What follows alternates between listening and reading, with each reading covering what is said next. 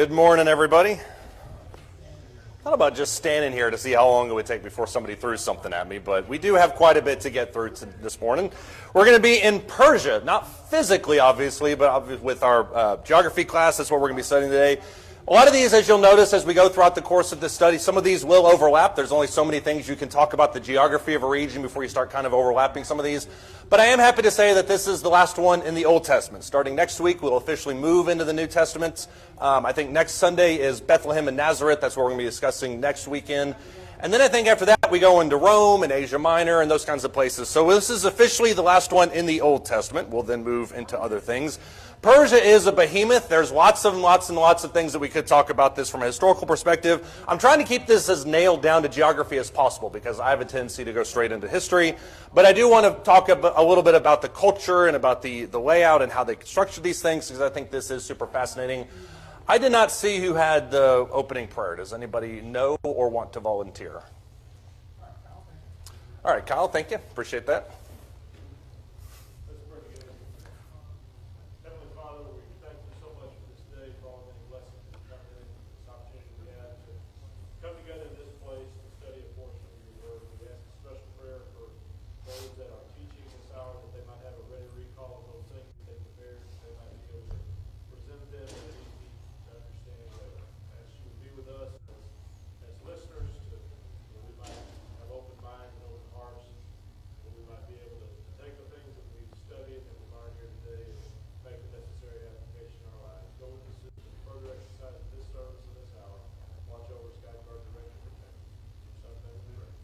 Amen. Thank you.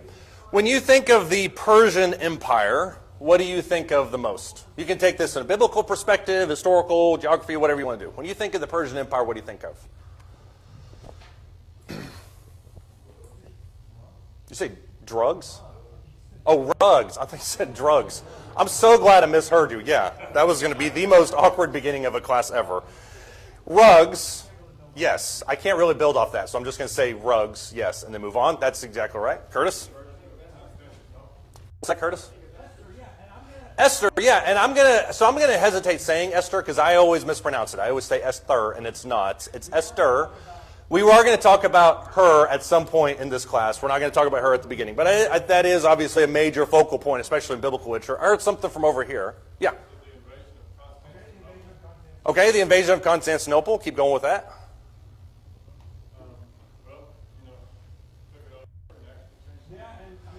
Yeah, and I mean, that changed its name several times. I know several random facts about Constantinople. That's why I was wondering. And I don't do this with any other city, but I know some weird facts about that one. So I wanted to see kind of where you took that. Constantinople has a huge history.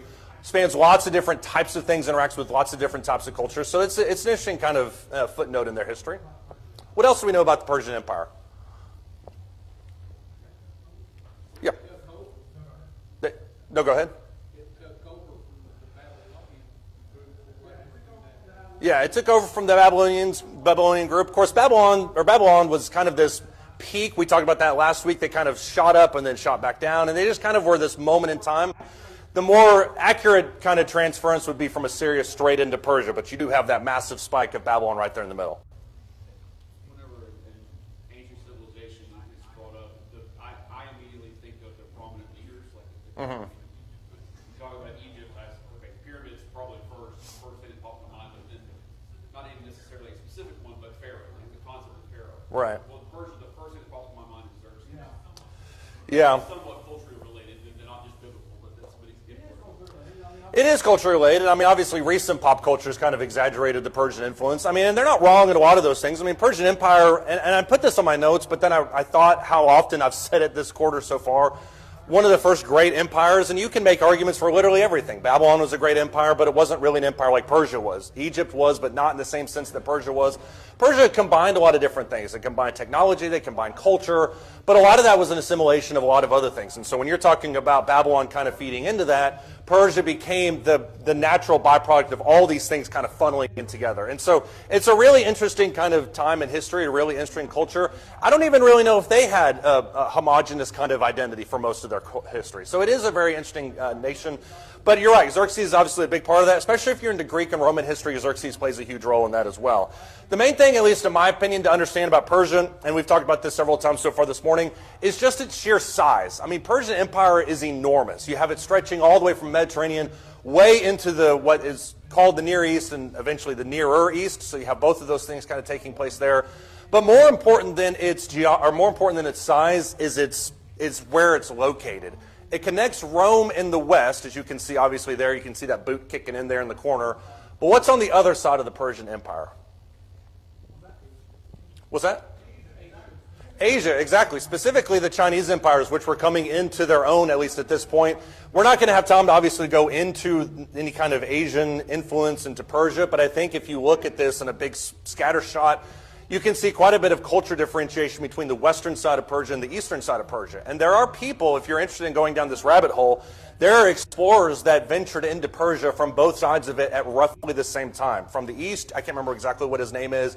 He was wasn't an economist, he was a trader. He kind of came in, and by the way, that's trader, Trader, kind of came in and interacted with a whole bunch of people.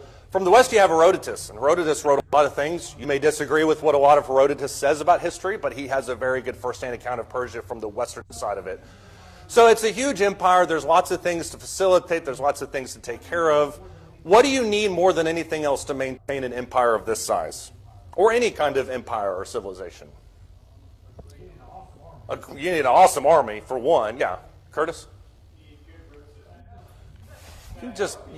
You just took, yes, the correct answer was communication, and that was going to be just a seamless road into it, no pun intended.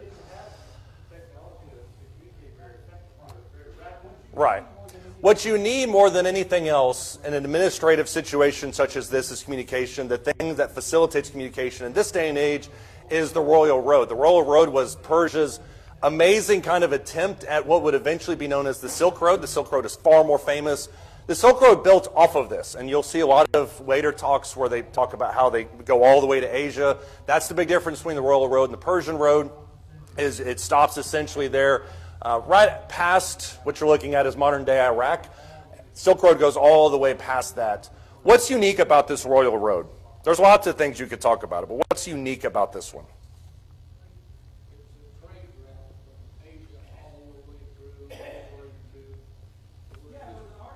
Yeah, it was an already established trade route for sure. I mean, we've talked in this class so far about, not this class, but this quarter, about kind of the trade routes from the Philistines that go all the way into Mesopotamia. They go up and they go back down.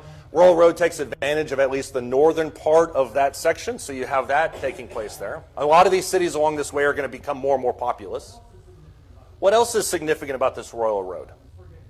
I always forget John, so if I'm missing you, if you raise your hand, somebody let me know.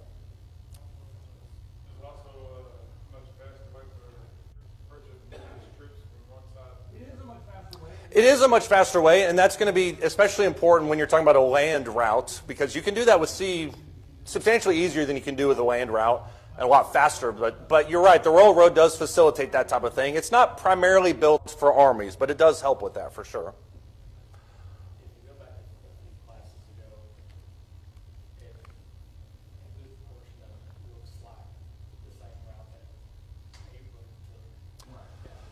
Right.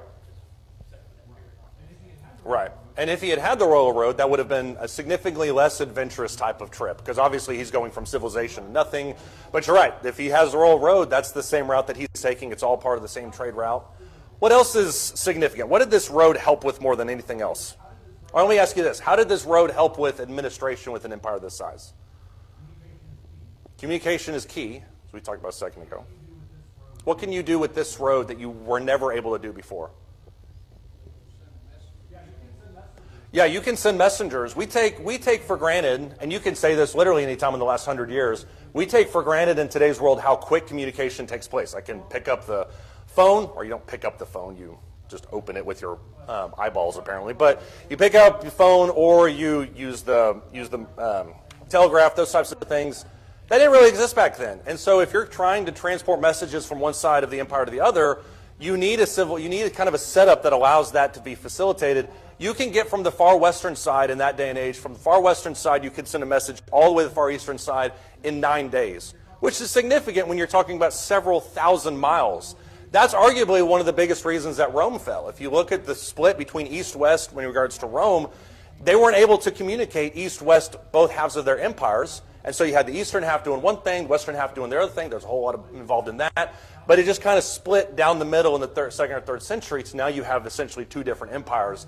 The fact that Persia was able to maintain this and keep up this communication and maintain their empire for 300 years was pretty fascinating, at least in my opinion. Does anybody else have any thoughts real quick? One thought there.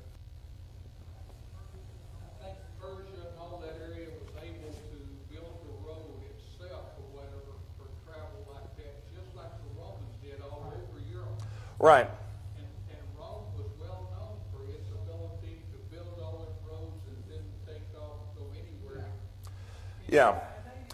Yeah, and they of course, they had their own system. They go way up into what is now Ireland, so they have those areas, and that's going to help facilitate the apostles' travels. So you have Apostle Andrew, that traditionally went up into Ireland. So yeah, it's going to help with that type of thing, but the beauty of the Royal Road is that it's basically just one shot. It's one massive superhighway that everybody kind of peters into, but you do, as you talked about, you do have those splinter networks that exist outside of that. That red dot is Nineveh. Who do we know went to Nineveh? I got three names at the same time. What'd you say? Jonah, who'd you say? Curtis, did you have something? Assyria. I was thinking about a who, though, instead of a what. Anybody else say any other name besides Jonah? Okay, Jonah is the one that I'm thinking of. What was Jonah's experience in Nineveh like?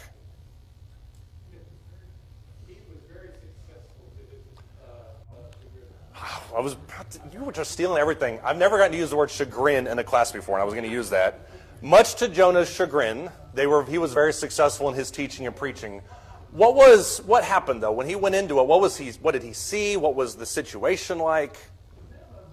Because Nineveh is like a lot of other major metropolises. It's enormous. It's multicultural. That kind of thing you can say about most cities. How big was Nineveh? A 3 days walk. Now, when you think 3 days walk, what do you think?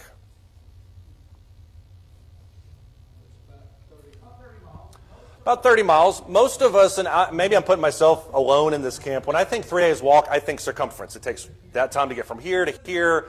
When he says it's a 3 days walk, he's not talking in terms of diameter, he's talking in terms of circumference. I'm going all the way around the city. So that's essentially the idea that you're getting at. But that being said, Nineveh is, in a lot of ways, roughly the same size as most major metropolises in today's world. If you're talking about a city that's the size of Chicago or the size of Miami, you're talking about a pretty substantial walk around at least the major downtown area of those types of things. And so this is not an underdeveloped civilization.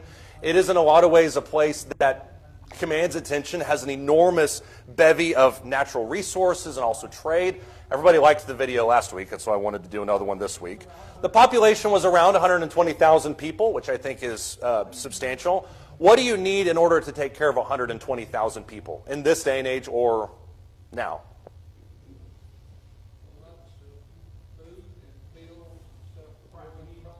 Right, you need food, you need things for growing crops, you need places for storing crops. What else do you need to take care of 120,000 people? You need a water supply. You have a system of canals and aqueducts that were prevalent inside of Nineveh. Obviously, Rome is more famous for their systems, the things that they developed. What else do you need to take care of that many people? You need a form of military. You need people that are standing at roughly at all the entrances and the gates. And Nineveh had, I think, 18 to 20 different gates inside its city. So you're going to need lots of security purposes. What else? Yeah.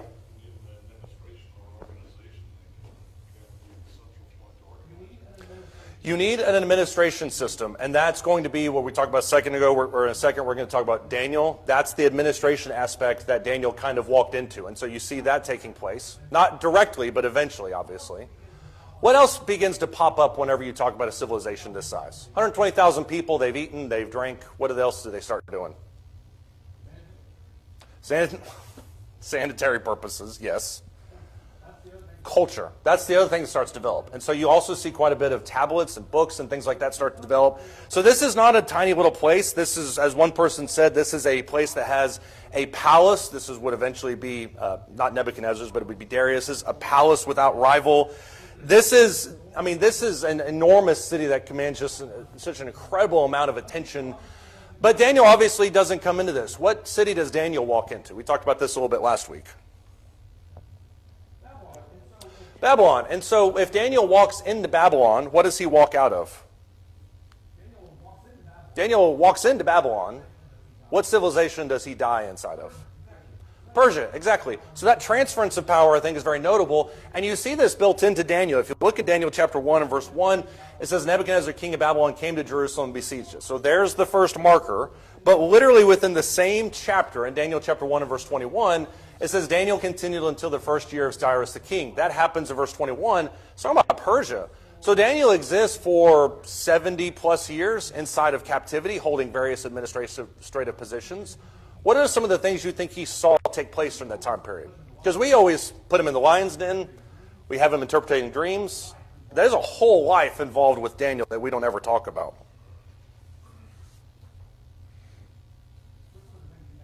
What are some of the things you think Daniel saw in that time period?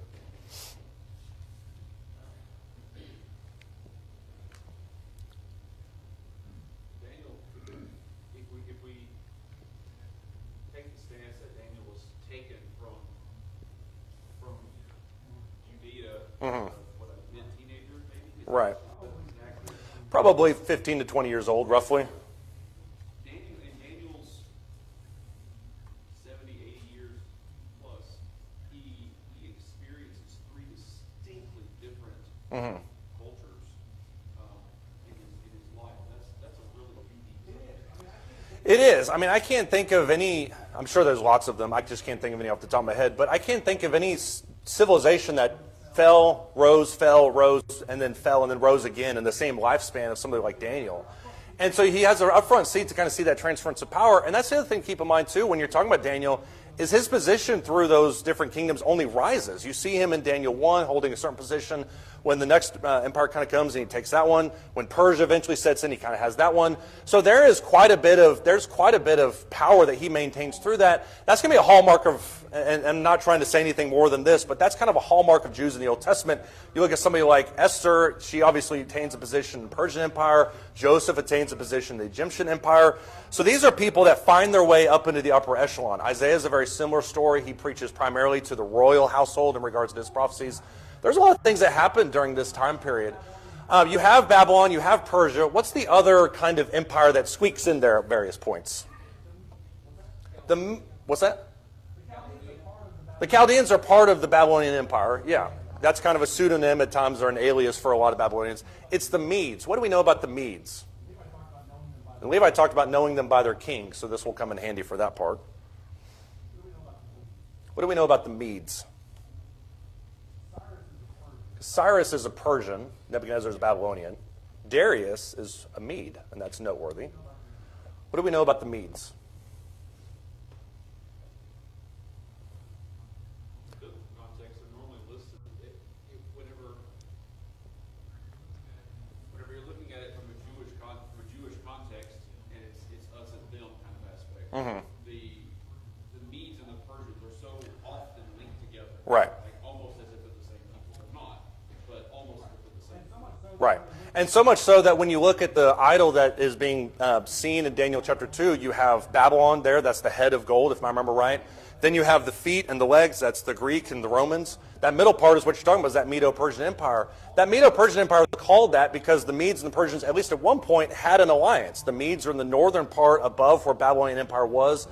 And then you have the Persians that kind of come in from the side. They join up with the Medes. They take Babylon, and the Medes essentially disintegrate. That's why Cyrus is called a Persian and Darius is called a Mede, is because Darius then gives way to the Persian Empire that just obliterates everything. And Cyrus was no slouch. What do we think of when we think of Cyrus? He's the Great. He did give himself that name, in case you're wondering. He's very humble. Mentioned in the Old Testament beforehand or whatever, it said that I believe it was Daniel had mentioned that his name was already in the Bible. Yeah. That's where you start to see this interesting thing develop where specific names begin to develop in Old Testament Bible prophecy that the Jews would then later use for their captors. So Cyrus pops up, I think, in Isaiah, and that's 100 years or so before he comes to power, 50 years before he comes to power. And so the Jews then look at Cyrus and they say, look, this is who you are. Our people talked about you for a long time ago. You see the same thing happen with Alexander the Great. When Alexander swoops in into Jerusalem, the Jews that are living in that time period look at him and say, look, you were in our prophecies in the end part of Daniel So you are going to be the one that we've been looking for. Noteworthy, Jerusalem is the only temple that Alexander did not desecrate. He didn't put a statue of himself in the Holy of Holies because he respected that their God loved him. So once again, massive men of humility. Curtis?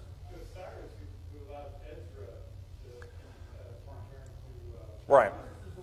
Cyrus is the one that allows all the Jews to return to Jerusalem. That's what we were talking about a second ago. He's the one that allowed all that to take place. But when we think of that, and we think of Ezra and Nehemiah, there's so much, it seems like, space between Josiah when everybody's taken into captivity, Cyrus the Great comes all these years later, but Daniel would have seen a lot of that. And if you look a little bit further, when you see Nehemiah, Nehemiah is the cupbearer, and he sees the people that are going, he sees the state of Jerusalem. Daniel would have been witness to a lot of those things, and I don't think we give him credit for just his ability to maintain his position through all that.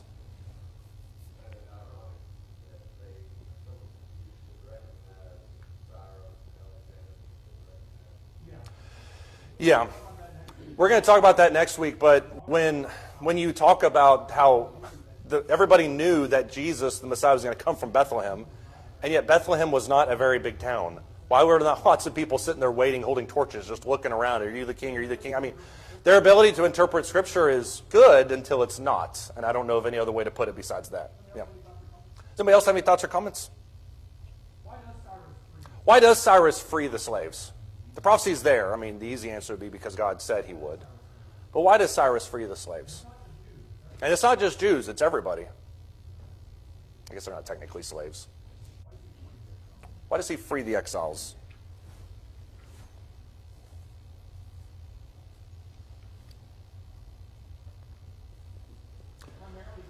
It's primarily to curry favor.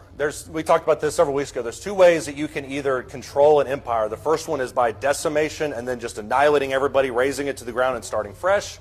Or you can take something over and you can build it into your system. And so the way that Cyrus is going to do something like this is Cyrus is going to take over this system. He's going to look at all these exiles and say, look, if you want to go home, you can. There was a substantial amount of people that did go home back to Israel. But there was a much, much, much, much greater percentage of people that did not go home to Israel. And that's something that oftentimes we look at too. When Ezra comes around, Nehemiah comes around, they talk about all the people that went back to Jerusalem. Very few people percentage-wise went back to Jerusalem and Israel to rebuild it. Most of them stayed in Babylon because that's what they were essentially familiar with. But Cyrus is known for being a very benevolent king for that reason. Yep, Karen?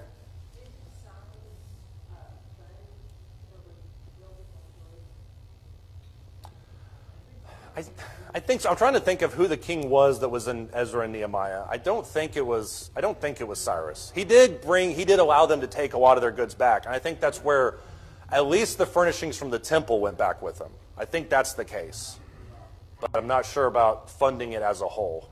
Joe? Didn't Cyrus give a command to everybody to use, take what you need, just basically send us the bill? See, that's the same question. I don't know the answer to that specific. I think it was Cyrus. I know he helped with it. I don't know if he helped with the total renovation, because if you look at the way Jerusalem is rebuilt after the exile, there's a time in which they rebuilt the city, and then they came back later and rebuilt the temple. And that's what Haggai's issue is Haggai is saying you guys are building paneled houses, and yet the Lord's temple lies in ruins. And so there's two different kings that were involved in that. And if memory serves me right, Cyrus may very well have helped with the first. Obviously, he wouldn't have been around for the second. Yeah.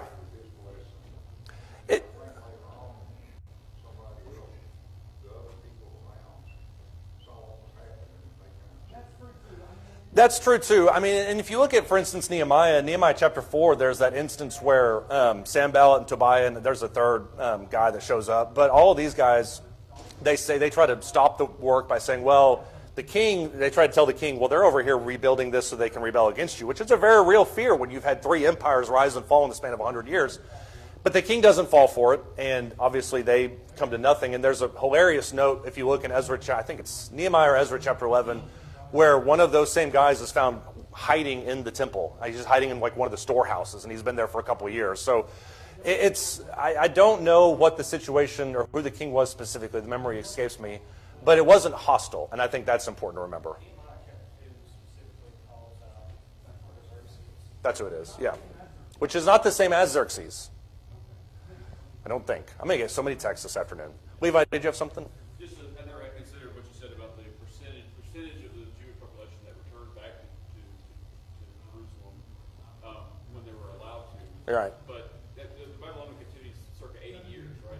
70 years according to Daniel, yeah. Okay, so I mean, you got to fast forward a little bit until they pull their resources. They've been spoken to, and like, hey, we need to rebuild the temple. We need to do y'all work on your house and stuff. We need to rebuild the temple. Right. When that happens, upon its completion, a very, very small portion of that population that is returned weeps over this, not out of joy that we rebuilt the temple, but because they remember what Solomon's temple looked like. Right. This thing looked like a shack compared to it.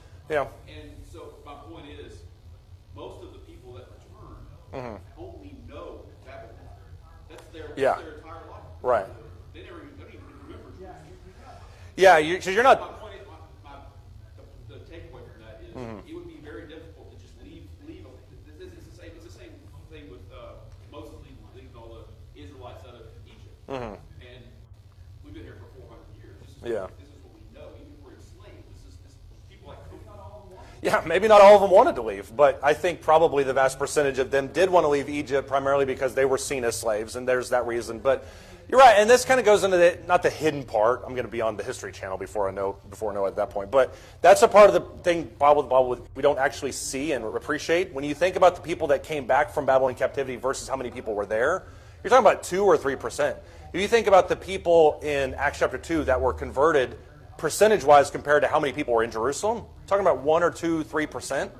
So these numbers are overwhelming, but they're depressing in scale of how many people had the opportunity. And I think that's important when we think about evangelism, for instance. We think, well, I talked to 100 people, and only 2 people want to study with me.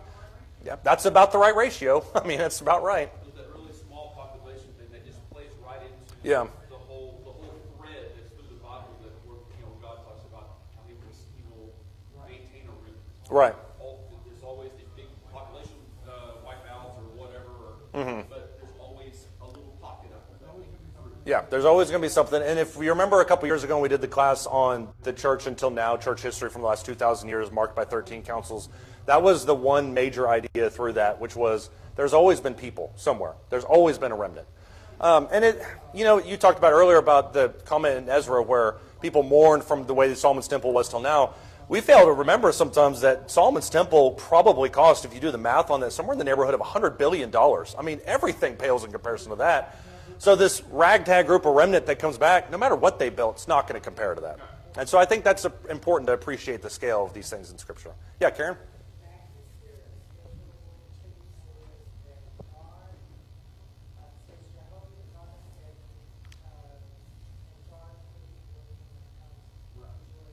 Right.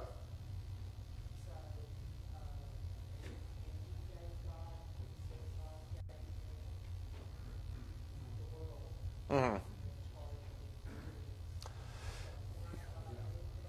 Yeah. Yeah, and that's a part I don't think we can get into right now, but you're right. And Cyrus thought of himself as being the fulfillment of prophecy. And a lot of people in these exilic, post-exilic years think of themselves in the same way. That's exactly right. Let's look at Daniel chapter 6. Daniel 1, we talked about this a second ago about Daniel's own career trajectory. He begins as a eunuch, in the fashion of eunuchs, the job of eunuchs there in Daniel chapter 1. You continue on, he kind of rises up in power. By the time you get to the end of Daniel chapter 5, if you're in Daniel 6, go back a few verses. You look at Daniel chapter 5, starting verse 29. Belshazzar gave orders. They clothed Daniel with purple, put a necklace of gold around his neck, issued a proclamation concerning him that he now had authority as the third ruler in the kingdom. The reason it's talking about him being the third ruler, because Belshazzar would be number 2, the queen mother would be technically number 1, because it was his dad that was originally king. That same night, verse 30, Belshazzar, the Chaldean king, was slain, so Darius the Mede received the kingdom at about the age of 62. Those are a few verses that talk about quite a transference of power, because this all happens in the same evening. Belshazzar grants Daniel the right to become the third ruler. That very evening, he's killed. And so if you can think about this from Daniel's perspective, now he's in a position where if Belshazzar is gone, and the queen mother probably most likely is either deported or killed, Darius the Mede is walking into the kingdom of Babylon at this point, and Daniel is the one in charge. We don't ever take the time to appreciate that. Daniel is the ranking member of this empire. But he doesn't stay that way for very long, because in Daniel chapter 6 and verse 1, it says, it seemed good to Darius to appoint 120 satraps over the kingdom, that they would be in charge over the whole kingdom, and over them 3 commissioners, of whom Daniel was one, that these satraps might be accountable to them, and that the king might not suffer loss. Then this Daniel began distinguishing himself among the commissioners and satraps, because he possessed an extraordinary spirit, and the king planned to appoint him over the entire kingdom. What is Daniel's job in this situation? Or let me ask you a better question. What does Darius do with this new kingdom? He's 62 years old. He inherits an empire. What does he do in this kingdom? He delegates. Why does he delegate?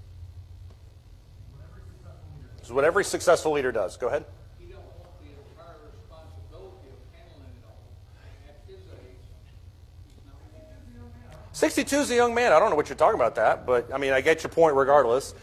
You said that he doesn't want the responsibility, and you're probably right. But what's probably a more likely reason? What's that?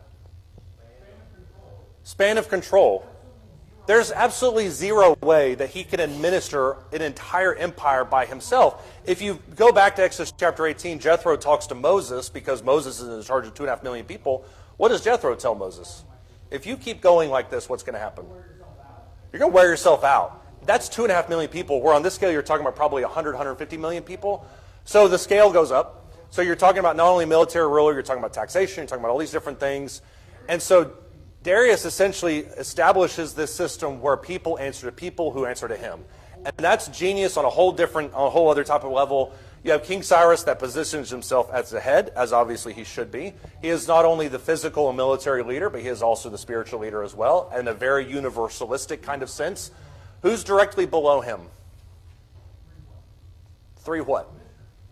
Commissioners. And Daniel is one of these 3 guys. So Daniel was originally the ranking member of the Babylonian Empire. Now he becomes one of these commissioners. Obviously, he's ingratiated himself very well with Darius. Who's underneath these 3 commissioners? We're talking about John, I know when you raise your hand and you furrow your brow, I made a mistake, and so I immediately panicked. Hold on. Give me 2 minutes. I'm going to go change this. No, it should be Darius. You're right. Thank you for saying that. If there was any confusion, this should be Darius. Obviously, I was on a Cyrus kick when I made this slide. Who's underneath these 3 commissioners? The satraps. And what are these guys' jobs? I like this animation. Doop, doop, doop, doop, doop, doop, doop. What are these satraps' jobs? I hope you enjoyed my little ditty I did there.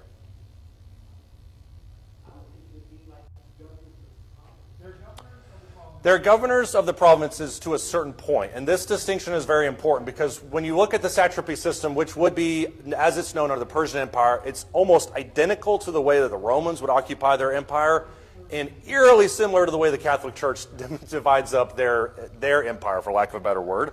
They have a very distinct set of power. They have full economic, they have full administrative capabilities, but they don't have military authority. They have some kind of military authority, but that's a whole other different office that works inside the satrapy system. Why do you not want both the military and the administrative working in harmony there? That creates some very interesting situations in Persia, by the way. Creates power struggles, as if you're not going to have enough of those anyways. Why do you not want the military and the administrative section working together? I heard 3 people. Go ahead. We'll start left. Because you never want somebody else with a lot of authority over a group of people that are able to conquer something to be there over and take over your position. Right, and that's one of the reasons why George Washington was such a unicorn. He rejected this. Cincinnatus was the same way. He rejected this because he understood the danger that could be existing. I heard somebody else over here.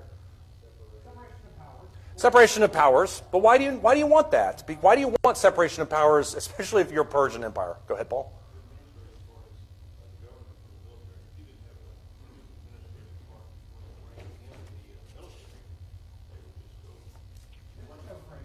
They would go crazy, but if there's 120 of them, you would think, like, okay, we've got enough here, we can kind of keep it in check. Go ahead. I think if you want to keep it from the king's point of view, Mm-hmm.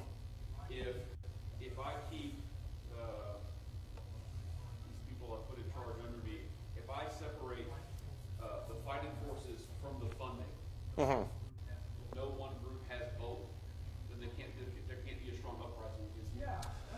Yeah, I think that's a good way. That's a little bit what Shell talked about, is separation of power. If I can keep these two offices distinct, then one doesn't always have to work in harmony with the other. You've got some checks and balances are built in. It's exactly why there's two nuclear keys, why you have that. Shell?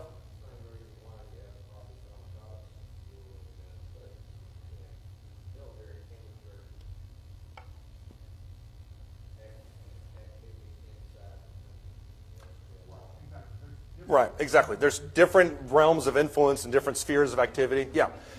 We tend to look at these things, or maybe once again, this is just me. We look at these 120 satrap systems as homogenous. They're all the same. They all possess the same amount of resources. The reality is they are not. If you're in charge of certain regions, you have access to resources and military capabilities that other people don't have. If you have a port at your disposal, then it's very easy for you to sail out and go take something else. But the primary reason why he developed this system with the differentiation between these two offices is because the whole Persian, Babylonian, Mede Empire, all of it was built in rebellion. That's the story of the last 1,000 years, is you have some Babylonian hotshot, Nabopolassar, that gets a wild hair and thinks, hey, I can take over the whole kingdom. You don't want any of these 120 dudes doing that. And so you separate the two offices because you want to preempt the problem that created your empire to begin with. So it's very genius, and I think that's part of that gets lost in the shuffle, is just how interesting this whole idea is. Anybody else have any thoughts or comments? Yeah, Curtis? I think it's very interesting that as William Daniel, who was faithful to God, in keeping what you look at his habits were praying 3 times a day, and he didn't hide them. And yet, look at how well he wielded his authority in whatever role he played, how well his wisdom was evident, and they were so pleased with his. They wanted to put him high places of authority, and why? Because he had such a spirit. So it shows us that one can be faithful to God and yet still serve well men's association. Exactly. And if you look in Isaiah, I think it's maybe Isaiah or Jeremiah, one of those passages talks about when you go to Babylon, make a home for yourself. I mean, get comfortable. You're going to be there for a while. And so he talks openly about not rebelling against it. Just enjoy your time in Babylon, make of it what you can. But you're right, if you're talking about Daniel be existing in the Babylonian Empire and then Median Empire and then the Persian Empire, he's able to maintain that influence because of his ability. And it's no secret. By the time Daniel's thrown in the lion's den, he's pushing 70, 75 years old. So this is a man that commands enormous respect amongst the people, but people are able to see this inside of him. Getting to that point, what happens with the other two commissioners? When they see Daniel as awesome as he is, what happens there? They get jealous, and they essentially try to create the same problem that the satraps are trying to avoid, which is this concentration of power inside of one person. The two commissioners get together and they say, well, there's nothing we can do about this guy. Look in Daniel chapter 6 and verse 4. The commissioners and the satraps began trying to find a ground of accusation against Daniel in regard to government affairs, but they could find no ground of accusation or evidence of corruption, inasmuch as he was faithful and no negligence or corruption was to be found in him. This is almost a direct callback to Joseph. If you remember what's said about Joseph, it said that Potiphar didn't even realize what was happening in his own house because Joseph was so faithful. That's essentially what you see with Daniel. Verse 5, these men then said, we will not find any ground of accusation against this Daniel unless we find it with him in regards to the law of his God. That's a tricky situation, and we talk about this story in regards to Daniel the lion's den all the time. We never talk about the political undercurrent of it, and that, I think, is a whole separate conversation to begin with. Why do the commissioners think that they can find any grounds of accusation in regards to Daniel, in regards to his God? And keep in mind, while you're thinking about this, this is an empire that is multicultural. This is an empire that eventually Cyrus is going to allow everyone to go back and worship their own gods. So how is it that these people think this is the ticket in regards to his God? Yeah. Because that the leadership there believed themselves to be worshipped as gods. And that they realized that, okay, here's something that we could go against him with because he worshiped his God and not worshiping our king as a God. You are 99% right in regards to that. I'm going to disagree with you on 1% of it. But I do think that that's the crux of the issue with some slight deviations. When you're looking at the system that's in place inside of Persia, it's totally different than Egypt. Egypt is that. Egypt views themselves as being the fulfillment of deity on earth. They view themselves as essentially being a priest king, and so that's why Moses didn't really have a problem with that when he was, they were already used to that type of system to begin with. But the idea of a priest king in regards to everybody. But the problem with that is if you have an empire that has all these different religions, you can't be a priest king for all those different religions. So what type of situation is taking place here? If you glamorize the fact that Persia is diverse and multicultural and has all these gods, how do you exist as a priest king amongst all those people?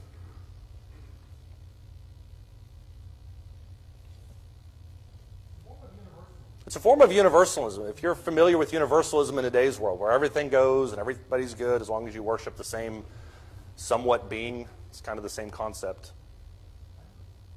How do you... You can be a priest king, but as long as you position yourself as the conduit by which everybody goes to their various gods. And I wanted to put up kind of this idea of a bottleneck, because that's essentially what the Persian Empire is at this point. You have all the, if you're thinking about strictly in pagan ideas, you have the upper portion of this funnel that is all these different gods that exist and all these different pantheons. You have the bottom half of this with all these different people that worship all these different gods. The one focal point is what? The king. And so what is Daniel doing? He's bypassing the king. Exactly. And that's what makes this whole thing sticky. If you look in Daniel chapter 6 and verse 6, it says, these commissioners and satraps came by agreement to the king and spoke to him as follows: King Darius live forever. All the commissioners of the kingdom, which is 2 of us, the prefects and the satraps, the high officials, the governors, we've all consulted, which is impossible, by the way, but somewhat feasible, I guess, in a system where you have the royal road at your disposal. We've all agreed, and we've consulted together, the king should establish a statute and enforce an injunction that anyone who makes a petition to any god or man besides you, O king, for 30 days shall be cast into the lion's den.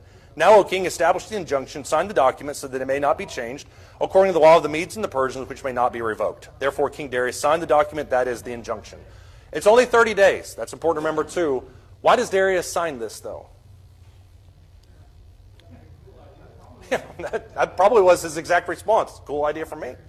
Why does Darius sign this? Because he knows about Daniel, loves Daniel.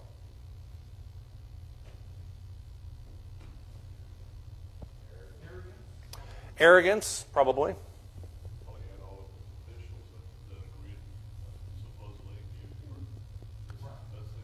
Right. For a man that is as a-religious as possible, yet somehow still being the priest-king conduit for everybody, for somebody as a-religious as him, this doesn't seem to pose any kind of problem. Because for 30 days, surely you can just go through me and then talk to everybody. There's not an issue there. Levi? They've also presented this as very black and white. All the governors of the king, all the administrators, satraps, meaning, yeah, Daniel's in on this too. So you Yep. don't need to worry that he's not here right now. Right. He's taking a break. Daniel agrees that whatever his specific religious injunction is, it's going to go straight towards you. No issues there. That's actually a great point. I hadn't really thought about that. But all of this kind of is the undercurrent when we talk about where Darius is and why this takes place. It all goes back to the function of what religion was in Persia, which is a form of Zoroastrianism. You may have very well heard about what Zoroastrianism is in various places. This is essentially the dominant religion.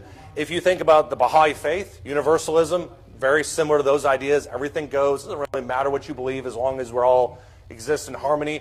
But when this guy talks about Zoroastrianism, he talks about this king being that representative. He is absolute Lord of both worlds. The king is his representative of earth, and as such may take himself the title of Bog or God. That is true, but it's true within that priest-king context. So the king was always going to be the focal point of all these myriad religions that existed. That's what Darius was, and that's what he prided himself on being. This is a quick primer on Zoroastrianism that I'm going to give you in less than 2 minutes. The main god, which is as nebulous as you want it to be. You can believe whatever you want to. The main god was Ahura Mazda, which, in case you're wondering, yes, that is where they got the car company from. It's based off of Zoroastrianism. It's a good versus evil conflict, which we talked earlier about Asia and those influence on Persian culture. That's very much a part of Asian religion at this point in time, this good versus evil dichotomy. You also have the essence of free will. That's always going to be key in regards to this. Whatever you decide goes. But they also created a system of priests that were known as the Magi. Where do we know the Magi from? We're going to be talking about next week, exactly. The people that came from the east, or they saw the star in the east in a right direction, they came to where Bethlehem was. So this is where all of this is kind of starting to develop, I think is where you see this. If you jump forward just a little bit, and I'll just put this up here because this all builds on what we've already kind of talked about. But when you talk about the sheer scale of the Persian Empire, we talked about it being just enormous. If you look in Daniel chapter 6, 120 provinces. That's essentially what you have there. By the time you get to Esther 1 verse 1, you only have 127 provinces. You fast forward a couple hundred years, you're not talking about that much more of a splintering inside these empires. So this is an enormous empire that when Daniel passes away is still split up in much the same way that would be for the next couple hundred years. It's an enormous one, as we talked about, but you have these markers that are built in there as well. What happens during Esther's life? Notice I said Esther, not Esther. What happens during Esther's life that threatens all of Israel? Somebody remember? Mordecai interacts with Haman. Haman wants to kill everybody, and so he issues an injunction, much the same way that they tried to get Daniel, issues an injunction to kill all of the Jews. The space in which this all takes place, I think, is very noteworthy. You have the decree that is sent out in month 1, day 13. You see that marker there in Esther chapter 3 and verse 11. They deviate from it in month 2, verse 23. This is when Esther speaks out against the decree. They eventually say, okay, nothing's going to happen. They have essentially 10 months to protect themselves. Esther says, hey, I don't know if you know what Haman's up to, but he's about to kill everybody. That happens in month 2. They have 10 months to prepare themselves for the murder of their entire nation. And you see those various markers spread out throughout Esther. But they have that ability to do that because of the royal road, and that's what I think is interesting. You may have any thoughts or comments? Okay, next week we'll pick up with Bethlehem and Nazareth. Thank you, everybody.